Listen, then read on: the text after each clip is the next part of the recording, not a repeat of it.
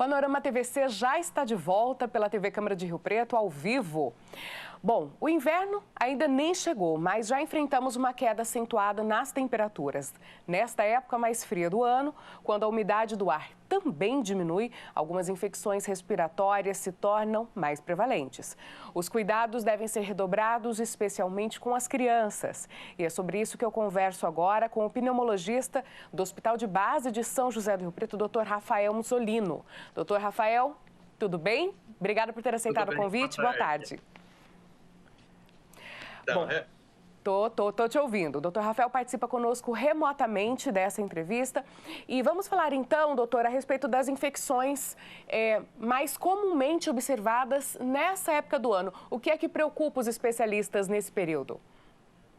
sem dúvida, né, nessa época do ano, nós observamos um aumento bastante expressivo, né, das infecções respiratórias. Então, aumenta muito número de quadros de gripes, resfriados. Também a gente observa nesses últimos dias um aumento grande dos números de casos de Covid. E também a gente observa também infecções tipo pneumonia e piora dos quadros respiratórios de maneira geral. Então, quem tem asma, rinite, também observam uma piora dos quadros, uma piora dos sintomas. A gente deve ter uma atenção especial às crianças e aos idosos, que são populações mais vulneráveis. E aqueles também que já têm alguma doença prévia, que já têm alguma comorbidade, que pode apresentar quadros um pouco mais graves. Era exatamente isso que eu ia perguntar agora, a respeito do grupo, né, que mais preocupa aí os especialistas. O senhor citou as crianças, acredito que até 7 anos pelo menos, os idosos e as pessoas que já apresentam comorbidades. Essas pessoas é que devem redobrar a atenção. Sem dúvida, essas pessoas elas têm um risco mais alto de desenvolver uma infecção mais grave, né? Então, quando pega um quadro de gripe, elas são populações que podem eventualmente desenvolver um quadro de pneumonia, podem ter um Covid mais grave. Então, eles precisam de uma atenção maior, né? Uma vigilância maior e um acompanhamento médico, né? Essa população realmente precisa um acompanhamento mais de perto. E além da pneumonia, existem outras complicações a partir de todas essas doenças aí que o senhor citou? Sim, né? A gente observa, né? Então, piora de quadros de base, né? Então, pacientes que têm asma acabam experimentando uma piora do quadro da asma. Quem já tem um enfisema pulmonar também observa uma piora dos sintomas respiratórios crônicos, né? O desenvolvimento também de sinusite bacteriana após infecção viral, piora do controle da rinite, né? Então, a gente observa um aumento expressivo de todos esses problemas respiratórios. Essa época do ano é sempre assim, todo ano. E esse ano, os últimos 2 anos, com o agravante do Covid, mesmo aumentando ainda mais esses quadros. E nas crianças também um aumento expressivo dos casos de vírus sincicial respiratório, né?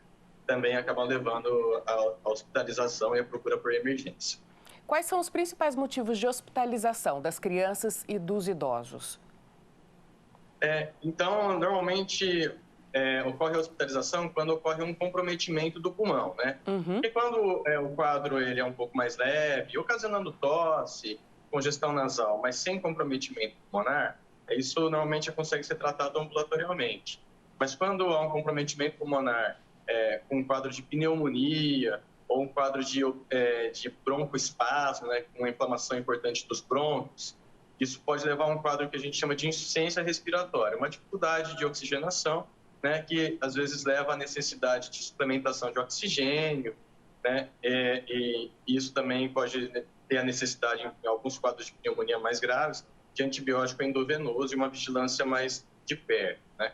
Então, quando acomete o pulmão, de maneira geral, existe uma chance de ter a necessidade de internação, de hospitalização. Doutor Rafael, a gente sabe que, né, que os sintomas variam de doença para doença, mas a quais sinais a gente deve ficar atento? Quando, de fato, procurar um especialista? A gente vê muitas pessoas falando para evitar procurar os hospitais, né, nesse momento. Quando é que um especialista deve ser consultado?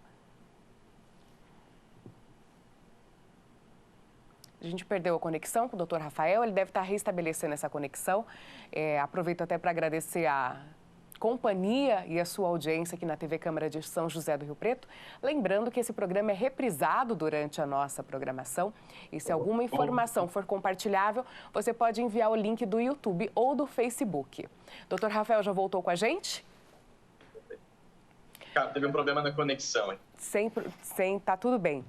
A gente estava falando a respeito dos sintomas, né? Que eles variam muito de doença para doença. Mas quando é que o especialista deve ser de fato procurado? Então, quando a intensidade do quadro ela é um pouco maior. Então, é comum, né, nesses quadros respiratórios, apresentar coriza, congestão nasal, um pouco de tosse. Isso acontece com certa frequência e não demonstra nada de gravidade. Mas quando a febre alta, persistente, quando o paciente experimenta um pouco de dificuldade respiratória, cansaço, principalmente esse cansaço ele começa aos esforços, né, quando vai andar um pouco, quando vai tomar banho. Então, são sinais aí de alerta, né, que deve procurar um especialista, um atendimento médico. Nos casos dos idosos, eles acabam, às vezes, mudando o estado de consciência, ficando um pouco mais confusos, mais sonolentos, são sinais também que devem chamar a atenção, né? E também a extensão do quadro, a persistência, né? Às vezes o quadro dura 1, 2, 3 dias, e se o quadro, ao invés de começar a melhorar, o vírus ele tem um ciclo, né, de 3 a 5 dias, depois melhora. Mas e se esse quadro, ao invés de melhorar, se intensificar, é sinal que o quadro pode ser um pouco mais grave e daí faz necessário a avaliação médica de um especialista para dar prosseguimento. Alguns hospitais têm divulgado, os veículos de comunicação também têm noticiado o aumento no número de casos graves, doutor Rafael. Isso tem alguma associação com a questão da pandemia da Covid-19? As pessoas ficaram com a imunidade mais baixa ou durante um certo período de tempo elas ficaram mais reclusas em casa e agora estão voltando para as ruas? Qual que é o panorama que o senhor faz desse contexto?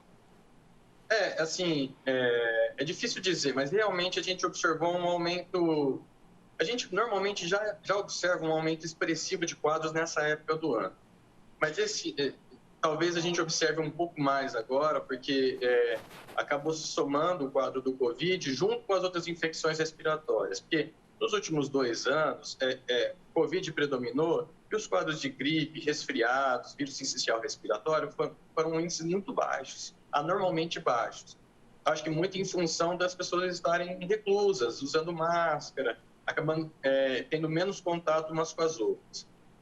Com a normalização da rotina das pessoas, né? Então, somou-se aí ainda a persistência do Covid, com picos ainda de contaminação, junto com a sazonalidade natural aí da gripe, do resfriado e do vírus sincicial. Então, somou uma coisa com a outra. E realmente os hospitais têm ficado mais cheios mesmo, com uma gama maior de infecções respiratórias. Então, hoje não é só Covid, é Covid, gripe, pneumonias, vírus sincicial. E, então, acho que somou uma coisa com a outra, porque as pessoas também voltaram para a rotina normal e isso acabou se somando à pandemia. E no caso das crianças, o relaxamento aí da atualização do calendário vacinal também pode ter aberto portas aí para essas infecções, né? A estimativa de vacinação das crianças não foi alcançada. Não, sem dúvida. Eu acho que a diminuição da cobertura vacinal vai impactar diretamente aí nessa incidência de infecções. Então, a cobertura para influenza acaba impactando, né, no índice de casos de influenza. Então, sim, eu acho que também isso pode ter impactado também no aumento de casos. Agora, que medidas a gente pode tomar para melhorar esse cenário?